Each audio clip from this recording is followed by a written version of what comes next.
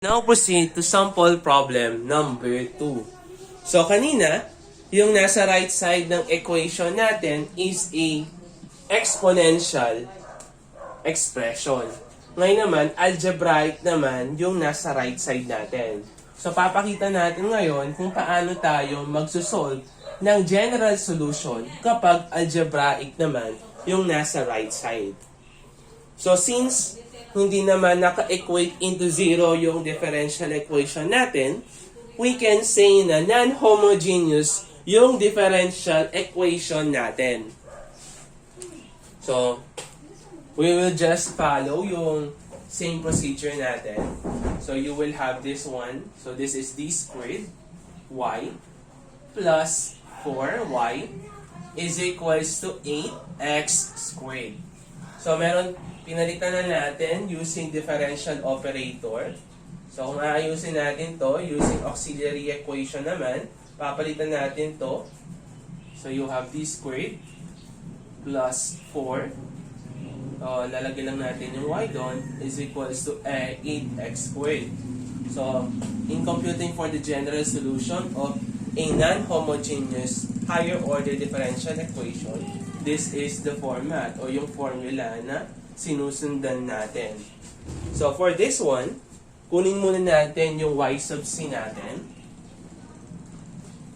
So, we have an auxiliary equation of m squared plus 4 is equals to 0.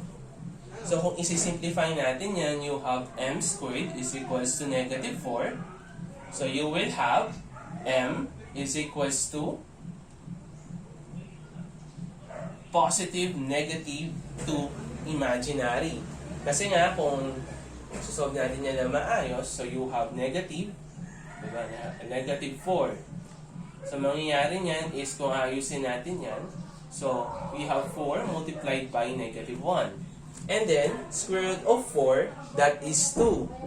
Tapos, yung square root, yung matitira na lang dito is we have square root of negative 1. Wherein square root of negative 1, that is an imaginary number. So, since in-square natin siya, so we will have 2 roots.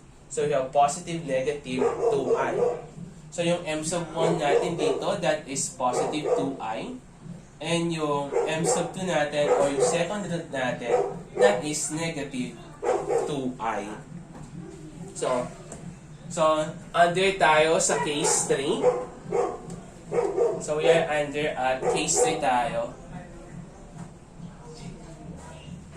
So, in computing for case 3, so, in computing for your YC, so, you have C sub 1, cosine. So, C sub 1 raised to EX, since 0 yung A natin dito, so, we have case 3. So, yung format natin for case 3 is y is equals to c sub 1 e raised to ax cosine bx plus c sub 2 e raised to ax sine bx. So, this is the format for case number 3. So, kung aayusin natin yan, you have a y sub c which is equal to c sub 1. Since yung a natin dito, this is a plus positive negative bi. Since wala tayong value ng a, this is equals to 0.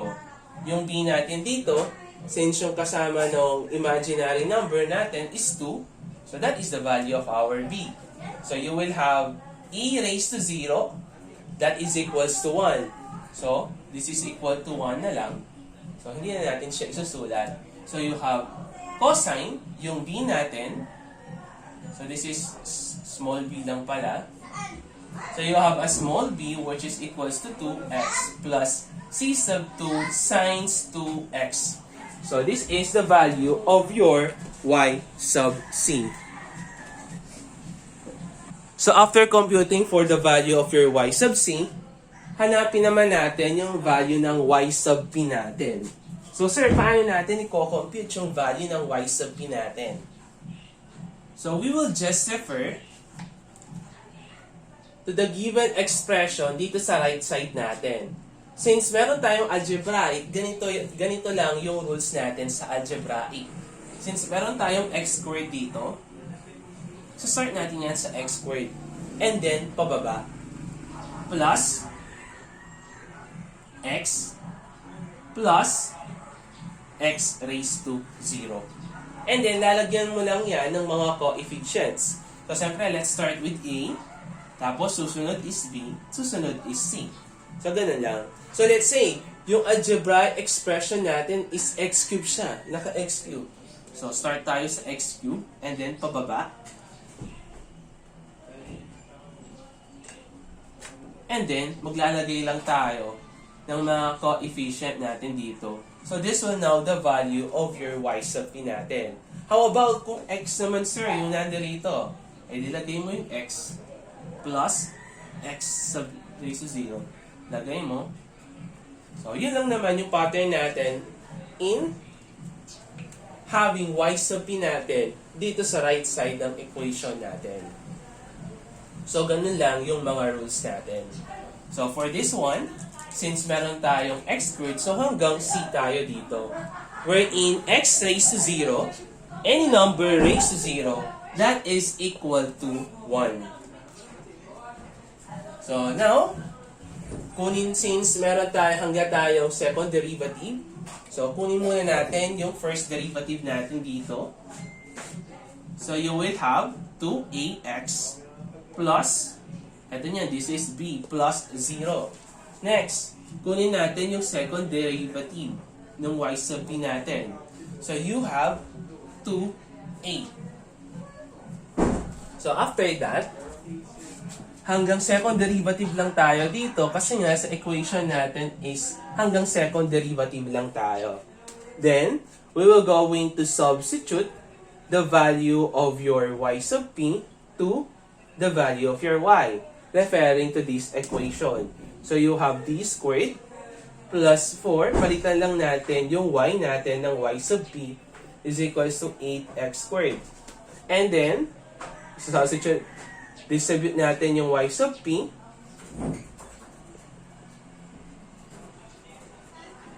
So, after distributing, substitute ngayon natin yung mga values natin. So, meron tayong value for d squared yp, which is equal to 2a plus 4 multiplied by yp natin. Ito yung buong yp natin. This is ax squared plus bx plus c is equals to 8x squared. So, after that, we will going to equate yung mga coefficients natin of x squared, x, at saka yung constant. So, we'll just equate yung mga coefficients natin dito. So, unahin muna natin yung x squared. So, equate natin dito. So, dito, ito yung coefficient, ito yung algebraic expression natin na x squared. So, ang titingnan natin dito, that is yung coefficient niya, that is 4 multiplied by a. So, we have 4a is equals to, so wala na tayong x squared dito sa left side ng equation. Dito sa right side, meron tayong x squared. Yung coefficient niya is 8. So, the value of your a is now equal to 2. Next, yung x naman. So, dito, wala naman tayong x dito. Ito yung variable natin na x. Yung coefficient niya is 4 multiplied by b. So, you have 4b. And dito sa kabilang equation natin, sa right side, wala naman tayong x sa right side. So, that is 0. b is equals to 0. Next naman, yung constant naman natin. So, for this, yung constant natin is we have 2a. Tapos dito, yung constant natin is etong c. So, 4 multiplied by c. So, you have 4c is equals to 0. So, substitute lang natin yung mga values natin. Yung a natin, that is 2, na-compute na natin. Plus 4c is equals to 0. So, c is now equal to negative 1. So, nakuha na natin yung mga values ng a, b, c, o yung mga undetermined coefficients natin. Ngayon, makukuha na ngayon natin yung value ng y sub p natin. So, yung value ng a natin, that is 2. So, referring to this one, to this equation. So, 2x squared plus yung b natin, that is 0. So, wag na natin siyang isulat. Plus yung c natin, that is negative 1. So, plus 0, x plus negative 1. So, the value of your y sub p is 2x squared minus 1. So, let's now determine the value of our general solution. So, general solution, that is y, is equals to y sub c plus y sub p. So, y is equals to, ito yung y sub c natin. So, c1 cosine 2x plus c2 sine 2x plus 2x squared minus 1. So, this will now become our general solution. So, yun lang naman yung pattern natin when it comes to algebraic expression. So, let's have another scenario here. So, let's say, what if, sir, let's say, is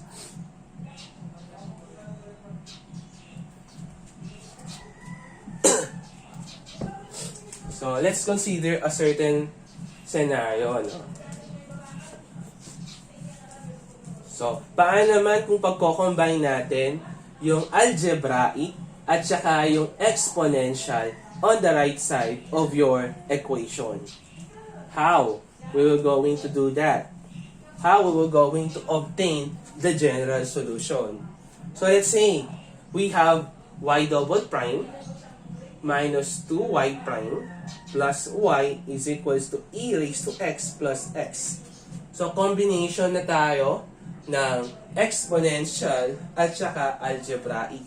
So, kung aayusin natin yan, so you have d squared y minus 2 dy plus y is equals to e raised to x plus x. Then, ayusin pa natin yan, d squared minus 2d plus 1 multiplied by y is equals to e raised to x plus x. So, kung kukunin natin yung y sub c natin dito, so we have m squared minus 2m plus 1 is equals to 0. So, we have m is equals to, so m minus 1 multiplied by m minus 1 is equals to 0. So, for this one, meron tayong double root. Dalawa yung value ng, umulit yung value ng m1 natin. So, which is equal to m2. Kasi nga, meron tayong double root. So, next naman, so, mangyayari niyan is since meron tayong double root, your y sub c is now equal to, so, c1, so, e raised to x, kasi, yung ano natin dito, yung root natin is 1, kaya 1 lang yung nandun. Plus, since umulit tayo ng dalawang beses, maglalagay tayo dito ng c sub 2, tapos maglalagay tayo ng coefficient ng x, then e raised to x. What if naman, kung meron tayong triple root, yung lalagay natin dito is x squared naman. Okay? So, meron tayong y sub c. Ngayon naman, paano naman yung pagkuha ng y sub p natin? So, dito muna tayo sa algebraic. So, for the algebraic, madali lang naman yung algebraic natin. Since x yan, start tayo sa x plus x raised to 0. And then, lalagay lang natin yung mga coefficients natin na a tsaka b. So, and then, since x raised to 0, that is 1. So, huwag na natin siyang ilagay.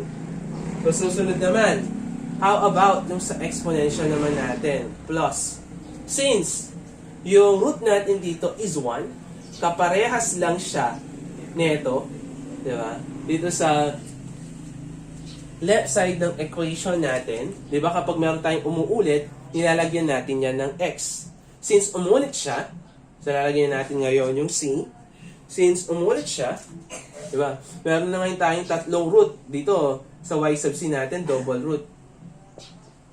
Kaso dito sa right side ng equation natin, meron pang isa. Etong 1 natin. So, meron na tayong triple root.